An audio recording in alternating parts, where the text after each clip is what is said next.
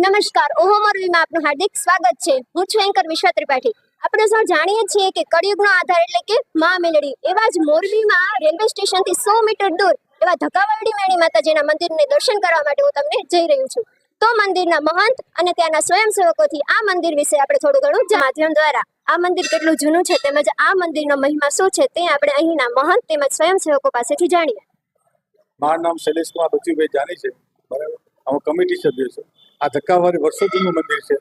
દર લોકો શ્રદ્ધાળુ બધા જે મંદિર દર્શન કરવા માટે આવે છે એ તાવાની માનતા રાખે છે, બરાબર। આ મંદિર બધા સર્વ ભક્તોની મનોકામના પૂર્ણ થાય છે।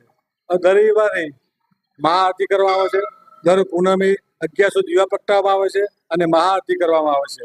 મંદિરની પ્રવૃત્તિમાં કહું તો દર વર્ષે અમે નવરાત્રિ મહોત્સવ કરીએ છીએ। ચૈત્ર મહિનાની અંદર માતાજી ચૈત્ર નવરાત્રિ ઉજવીએ છીએ, વત્તા અમે માતાજી નવરંગો પણ માંડવો કરીએ છીએ।